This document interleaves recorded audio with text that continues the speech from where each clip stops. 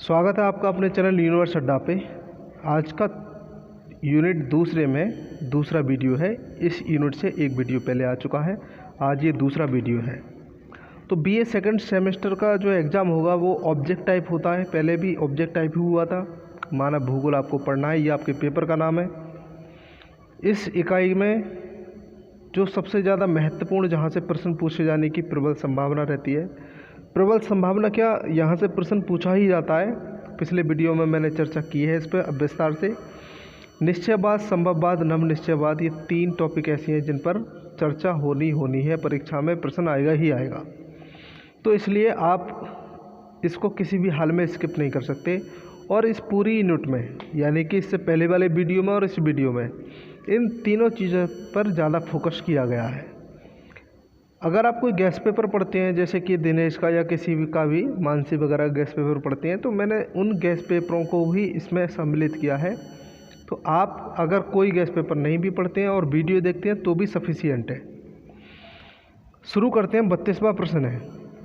31 हमने इससे पहले कर लिए थे। 32वां प्रश्न है ये। किस लेखक ने, एक मिनट थोड़ा सा हम इसको आगे बढ़ा लेते हैं। किस लेखक ने अपनी पुस्तक इंग्लैंड में सभ्यता का विकास, ये एक पुस्तक का नाम है, में मनुष्य तथा वातावरण का घनिष्ठ संबंध बतलाया है।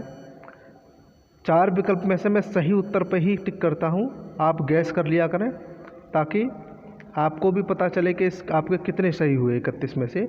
और जितने ठीक हुए, जैसे किसी विद्यार्थी के 25 या 28 ठीक हुए, तो वो कमेंट बॉक्स में अपना आंसर ज़रूर बताए कि उनके कितने ठीक हुए। इसका सही आंसर आपने अपने दिमाग में लगा लिया होगा, ये सही है, बकल। अगले प्रश्न की ओर बढ़ते हैं आगे। Hippocrates, Strabo, Bodin, Ritter, Humboldt किस विचारधारा के पोषक हैं? तो ये जो सारे के सारे विद्वान हैं, ये नियतिवादी विचारधारा के पोषक हैं। और नियतिवादी विचारधारा ये कहती है प्रकृति श्रेष्ठ है, मनुष्य गौण है। प्रकृति को उन्होंने सर्वश्रेष्ठ माना है, सबसे ऊंचा माना है। अगले प्रश्न पर आगे बढ़ते हैं। 34वां प्रश्न है। किस नियतिवादी के अनुसार, ये नियतिवादी वही हैं जो हमने अभी पढ़े थे। कुछ ऐसे भी लोग हैं जो नियतिवादी हैं लेकिन उसमें ग्रुप में नहीं है। तो इन्हों का पूछना है, किस नियतिवादी के अनुसार प्रकृति का मानव पर निरंतर तथा निश्चयात्मक प्रभाव पड़ता है, किंतु इस कार्य में प्रकृति मानव की भांति शोरगुल नहीं मचाती, वरन वह मूक रहती है, चुप रहती है। तो इसका 34 का सही आंसर आपने लगा लिया होगा। इसका सैंपल है बी, ये विकल्प बिल्कुल सही है। अगले प्रश्न की ओर आगे बढ़ते हैं। 35वां प्रश्न है। किस विचारधारा के समर्थक वातावरण के नियंत्रण को स्वीकार नहीं करते? वे मानवता की दक्षता तथा क्षमता को स्वीकार करते हैं। इसका मतलब सीधा सीधा सा है कि एक तरफ प्रकृति है और दूसरी तरफ मानव है, और ये दो अपनी अलग अलग विचारधारा है। कुछ लोगों का मानना है प्रकृति श्रेष्ठ है, मानव निम्न है। कुछ लोगों का मानना है मानव उच्च है, प्रकृति निम्न है। ऐसा कुछ लोगों का मानना है। तो इसमें ये कहा गया है कि वे मानव की दक्षता तथा क्षमता को स्वीकार करते हैं, यानी वो इसको स्वीकार करते हैं। तो इसमें नियतिवादी हो गया, तो नियतिवादी तो है नहीं, है ना। तो इसका क्या हो जाएगा? संभववादी विचारधारा, यानी सा। इसका विकल्प बिल्कुल सही है। 35 का क्या है? 35 का सा। 38वां प्रश्न है। निश्चयवादी विचारधारा को नहीं कहा जाता है, क्या नहीं कहा जाता है? तो 38 का सही है, सापेक्षवाद नहीं कहा जाता, जबकि पर्यावरणवाद कहा जाता है, प्रकृतिवाद कहा जाता है, नियतिवाद भी कहा जाता है। इसके कई सारे नाम हैं। अगले प्रश्न पर आगे बढ़ते हैं। 39वां प्रश्न है। प्राकृतिक पर्यावरण का अंग नहीं है। तो प्राकृतिक पर्यावरण का अंग क्या नहीं हो सकता, देखेंगे। सही आंसर है इसका खेत, क्योंकि जंतु प्राकृतिक ही होते हैं, वन भी अपने आप में प्राकृतिक रूप से उगते हैं और झील भी प्राकृतिक होती है, लेकिन खेतों को निश्चित रूप से बनाया जाता है, उसमें मानव का हाथ होता है, इसलिए ये पूरी तरह प्राकृतिक नहीं है। प्राकृतिक पर्यावरण को सर्वशक्तिमान मानने वाली विचारधारा है, कौन सी है? 40 का सही विकल्प हो जाएगा निश्चयवाद, जो अभी हम पढ़ रहे थे। ये प्रकृति को ही सर्वश्रेष्ठ मानती है। सारे प्रश्न उसी पे बेस्ट मिलेंगे आपको, थोड़ा घुमा फिराव आ जाएगा बस। वन क्षेत्र पर्यावरण के किस वर्ग में सम्मिलित है? तो वन जो है ये किस में है? जैविक पर्यावरण में सम्मिलित है।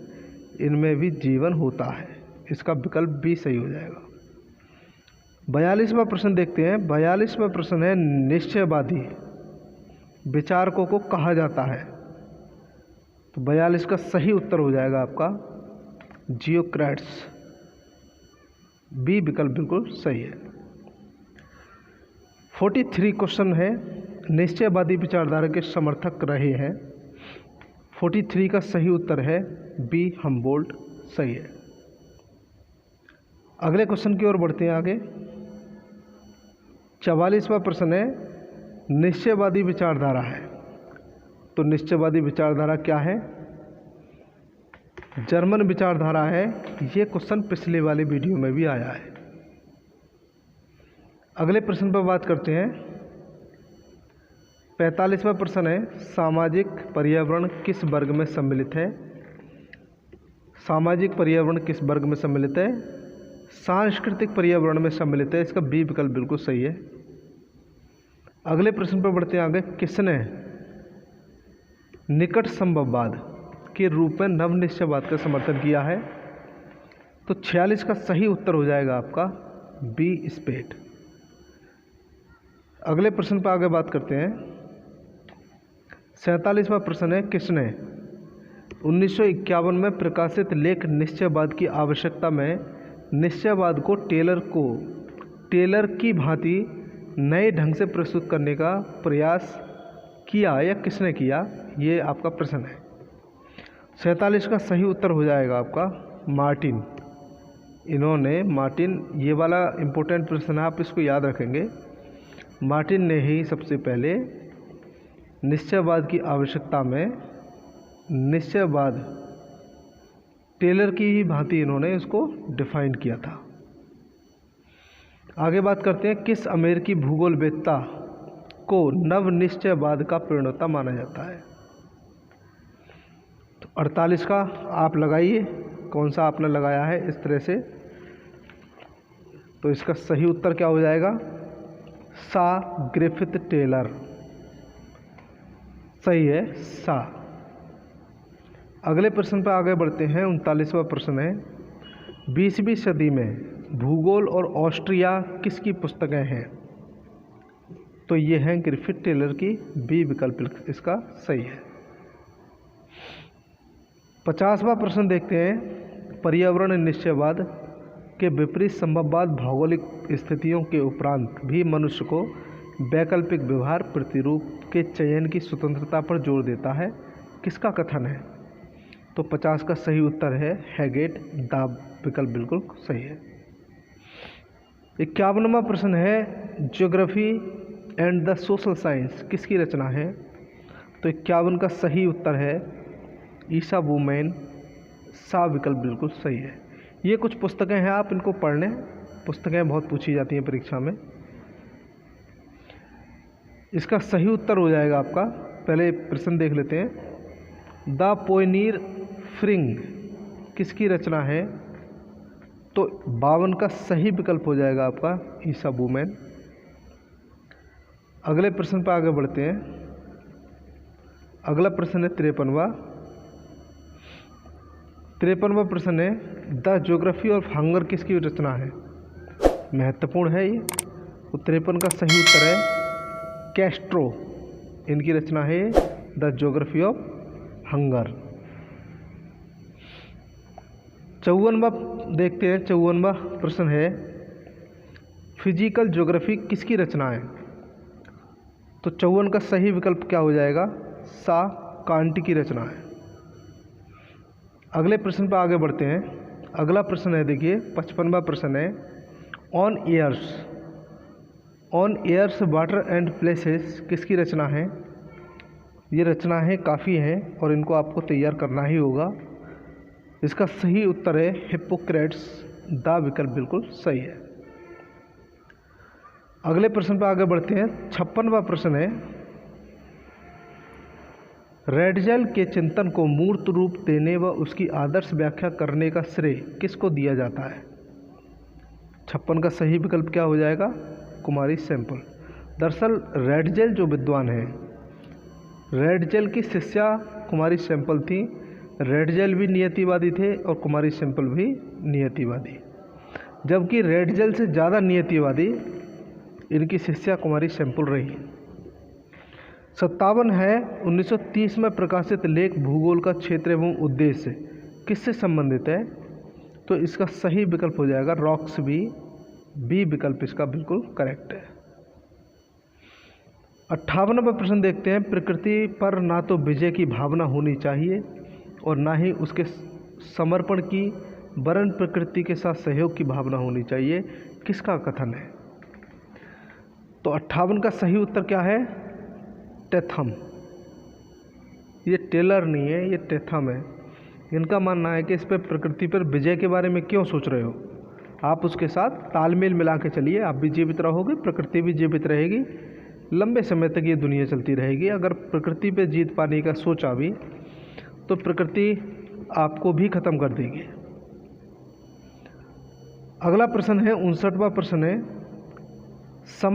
संभावनावाद, निश्चयवाद एवं संभववाद के बीच की समन्वय स्थिति है, जो कि ब्रिटिश स्थिति या पर्यावरण में भौगोलिक व्यवहार के विकल्प प्रतिरूपों की विभिन्न संभावनाएं प्रदान करती है, किसका कथन है? ये कथन जो है भूगोल में आपको तैयार करने ही होंगे। इसका सही उत्तर है बी। इसका सही उत्तर है आपका सी, हैगेट सही है। अगले प्रश्न पर आते हैं। 60वां प्रश्न है। मानव तथा उसके पर्यावरण, मानव तथा उसके कार्य किसका ग्रंथ है? ये ग्रंथ का नाम है मानव तथा उसके कार्य। तो 60 का सही उत्तर हो जाएगा आपका हर्बर्टसन, बी विकल्प बिल्कुल करेक्ट है। अगले प्रश्न पर आगे बढ़ते हैं। अगला प्रश्न है 61वां प्रश्न है। वातावरण का पूर्णता माना जाता है। वातावरण का पूर्णता किसको माना जाता है? आंसर हो जाएगा आपका नेपियर। अगले प्रश्न पर आगे बढ़ते हैं। 62वां प्रश्न है।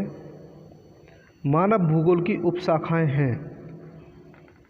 62 का सही उत्तर हो जाएगा राजनीतिक भूगोल, आर्थिक भूगोल, सांस्कृतिक भूगोल। तो इसका डी विकल्प हो जाएगा। ये सभी सही है, ठीक है। 63वां प्रश्न है।